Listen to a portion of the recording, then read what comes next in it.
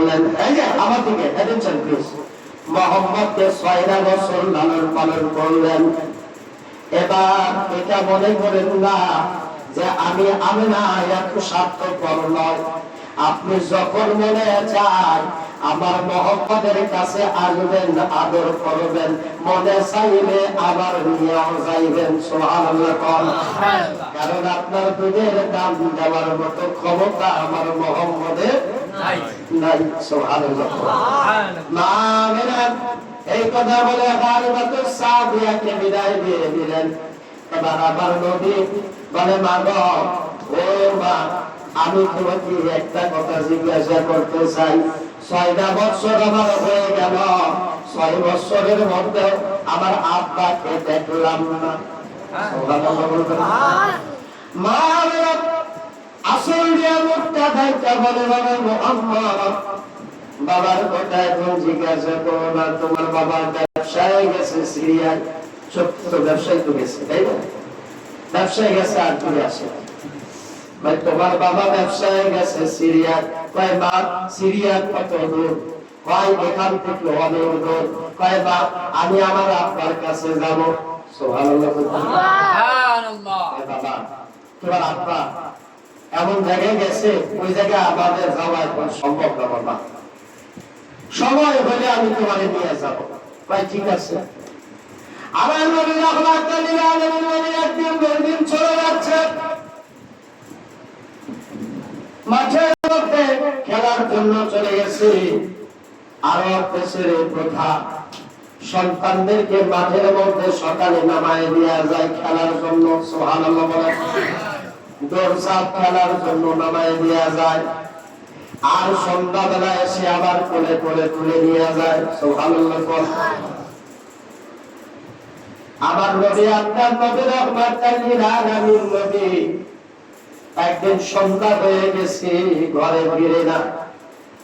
মা Amina, Abdul Muttalib জিজ্ঞাসা করে, আমিনা গো, আমার মুহাম্মদ কি ঘরে ফিরছে? কয় না, এখনো ফিরে না। কয় একটু যায় দেখো না মুহাম্মদ কোথায় আছে। সুবহানাল্লাহ।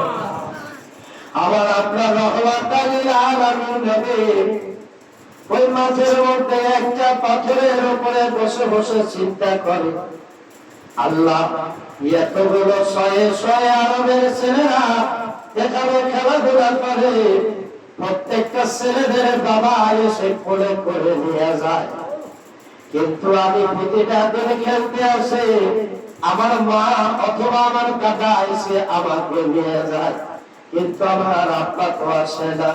আমার আব্বার কোলে উঠতে বড় মন চাইতেছে, আমার আব্বা না আসলে আমি যাব না। আমার নবী সন্ধ্যা হয়ে গেছে, অন্ধকার হয়ে গেছে। আমার নবী পাহাড়ের কোনায় পাথরের উপরে বসে বসে চিন্তা করে আর চোখের পানি ফেলে। আবার মা আমিনা এই কান্নার আওয়াজটা শুনে আস্তে আস্তে পাহাড়ের কোনার দিকে চলে গেছে। যায় দেখে পূর্ণিমার চাঁদ আমার নবী পাথরের উপরে বসে বসে আপনার কথা স্মরণ করে কাঁদতেছে। সুবহানাল্লাহ। মা বেরা যাইয়া মাথার মধ্যে হাত দিয়া কোলের উপরে প্লেনিয়া কয়, বাবা মুহাম্মদ, অন্ধকার হয়ে গেছে, তুমি ঘরে ফিরে দেখেন। কয়, আম্মা গো, প্রত্যেকদিন তুমি আসো, নাইলে দাদা আসে, কিন্তু আমার আব্বা 6 বছর আমার হয়ে গেল, একবারের জন্য আব্বার সাথে আমার দেখা হলো না। আমি যখনই আরবের ছেলেরা আব্বার কোলে উঠে উঠে খেজুর খায়, দামি দামি খাবার গুলো যখন খায়, আমার মনে চায় আমার বাবার কোলে উঠে এরকম ভাবে দামি খাবার খাই করে বাবা। আমার মা আমিনা দুইটা চোখের পানি ছেড়ে দিয়ে কয়, মুহাম্মদ, আর আমি তোর কাছে লুকাবো না, আগামীকাল তোর বাবার কাছে আমি তোরে নিয়ে যাবো। আমার নবীরে বুঝিয়া বাড়িতে আনছে। আমার নবী রাত্রেবেলাও ঘুমায় না, একবার ডান কাত হয়, একবার বাম কাত হয়, আর বারে বারে আপনার কথা স্মরণ করে কান্দে। মায়েরা বলে মোহাম্মদ তোমার চোখের পানিতে বালিশ ভিজে যায়। ও মোহাম্মদ কান্দো না বাবা, কান্দো না, কালকে সকালবেলা আমি না তোমাকে তোমার বাবার কাছে নিয়ে যাবো। সকালবেলা আব্দুল মুত্তালিবকে সঙ্গে করে নিয়া, দাদাকে সাথে করে নিয়া মা আমেনা রওনা দিলেন সিরিয়ার উদ্দেশ্যে। এবার রওনা দিয়ে সিরিয়ায় পৌঁছে গেলেন।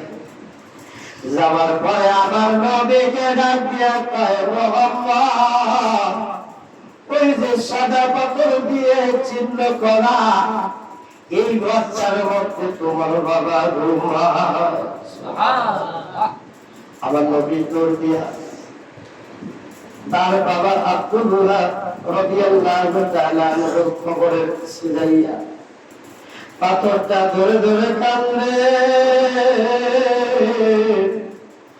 আর কয়, আব্বা গো আমার বড় মনে চায় তোমার কোলে উঠতে হয় আব্বা।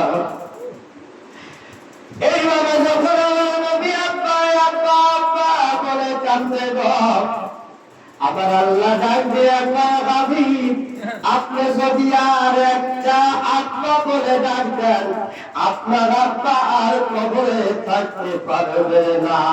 তাহলে আপনার উম্মতেরা যখন আব্বা মার কবরের পাশে যাইয়া আব্বা বলে যখন ডাক দিবে, আমি আল্লাহ তাদেরকে জিন্দা না করে আর পারবো না। আপনার উম্মত চান না, আপনার আব্বা চান? আমার নবী কান দিয়ে কাঁদতে কাঁদতে চোখের পানি মুছে কয়, রব্বে কারীম আমার আব্বার দরকার নাই, আমার গুনাহগার উম্মতের জামিনদার হইতে চায়। আমার ভাই আমার বন্ধুরা, আমার নবী আপনার কবর জিয়ারত করে পিছন দিকে তাকিয়ে দেখে কি খেলা খেললো আমার মাওলা। কত খেলা জানো রে মাওলা, কত খেলা জানো, নিজের হাতে ঘর বানাইয়া আপনার হাতে বানরে রঙিনা মাওলা তুমি।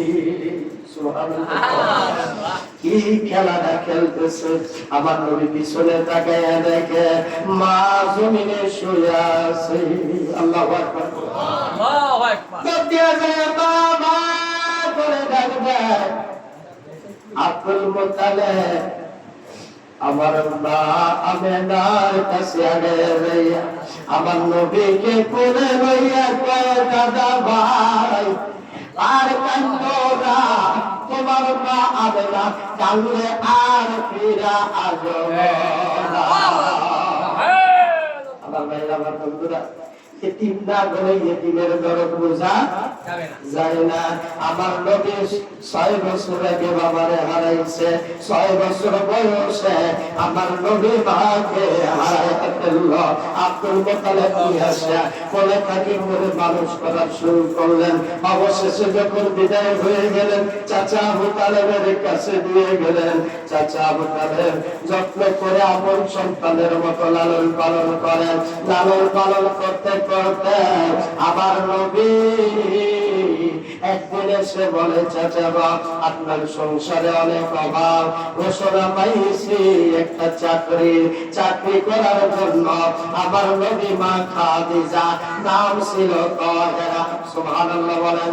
তাহেরার বাড়িতে চাকরি করবে আমার নবী। যারা যখন হাজার হাজার যুবকের মাঝখানে আমার নবী দাঁড়াইছে। তাহের ওই বিল্ডিং এর উপর থেকে ইশারা দিয়ে সেনাপতিকে কয়, সেনাপতি গো আর আমার ইন্টারভিউ লাগবে না। সুবহানাল্লাহ। আমি আমার চাকর পাইয়া গেছি। ওই যুবকটাকে নিয়ে আসো। যুবকটাকে আনা হলো। আমার নবীর সামনে এসে কয়, আপনি তো মদিনারি, আপনার গোলাম। কয় আপনি গোলাম, ঠিক আছে, আমার কাজটা কি আমারে বলেন। ভাই আপনার কাজটা হইল ছাগল চড়ানো। সুবহানাল্লাহ।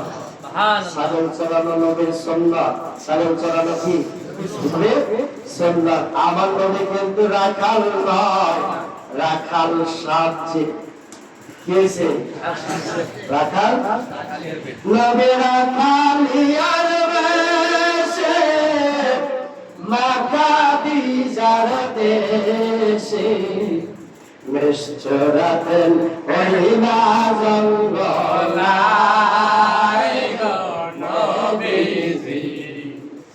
আপনি বিনে আপন কেহ নাই, নবী বিনে আপন কেহ নাই গো নবী বিনে আপন কেহ নাই। মা বাবা আত্মীয় স্বজন স্ত্রী আর সন্তান গো সবার চাইতে নবীজি আপন। বলেন ইয়া রাসূলুল্লাহ। মা বাবা আত্মীয় স্বজন স্ত্রী আর সন্তান গো সবার চাইতে নবীজি আপন। নবীজিকে জানেছে অধিক ভালো না বাসিলে হাদিসে কয়তান এই বান্দায় রে মুমিন ভাই নবী বিনে কারো নাই। সুবহানাল্লাহ। বলেন মারহাবা। ইয়া রাসূলুল্লাহ। আমার মা খাদিজাতুল কুবরা নাম ছিল তাহেরা। তাহেরা বললেন, ও তোমার নাম কি? যুবক কয় আমার নাম মোহাম্মদ। কয় তোমার বাবার নাম কি? কয় আব্দুল্লাহ। দাদার নাম কি? কয় আব্দুল মুতালিব। কয় তাহলে শোনো, আমি তোমাকে তো চাকর বলতে পারি না, আমি তোমাকে আমার বাড়ির কাজের লোক হিসেবে রাখলাম। তুমি আমার মেষগুলাই একটু সকালবেলা চড়াইয়া নিয়ে আসবে, আবার বিকাল বেলায় একটু চড়াইবা। সারাদিন তোমাকে রোদে থাকা লাগবে না। সুবহানাল্লাহ। তার কাজ দিলেন। দাম হলো কত? মাসিক বেতন হলো 25 দিরহাম। কত? 25 দিরহাম। এই 25 দিরহাম মাসে পাবে। তাই আমার নবী কাজ নিলেন। কিসের জন্য? চাচার অভাব। কার অভাব?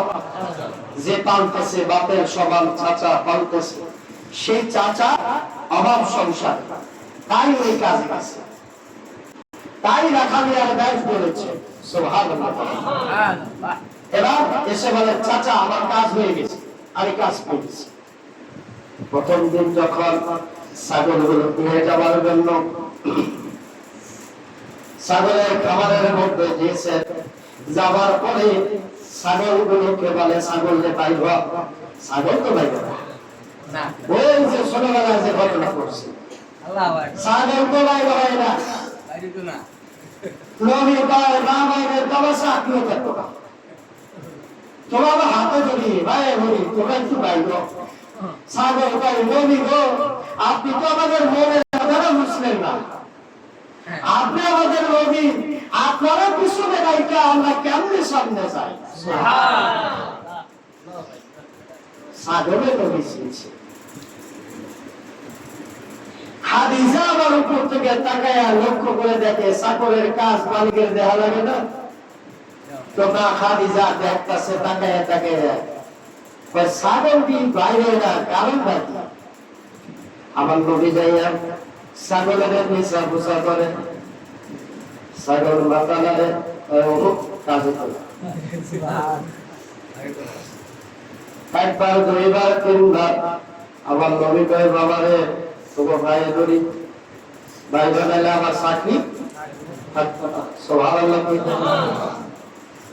ছাগল গুলো এবার দুইটা চোখের পানি ছাইরা দিয়া কয়, নবী গো, আমাদের বোনের ব্যথা বুঝলেন না, আপনি তো আমাদের নবী,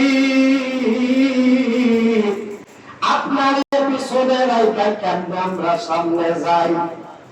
আমার আল্লাহর কাছে ছাগলরা কয়, আল্লাহ গো, আমাদের জবান খুলে দাও, তোমার বন্ধুরে একটু সালাম জানাই। সুবহানাল্লাহ। বন্ধুরে কি জানাইব? সালাম জানাইব। কষ্ট হইতেছে? বন্ধুরে সালাম জানাইব। এবার ছাগলের জবান খুলে গেল। সুবহানাল্লাহ। ছাগল গুলা কয়, আসসালাতু ওয়াসসালামু আলাইকা ইয়া রাসূলুল্লাহ। সুবহানাল্লাহ।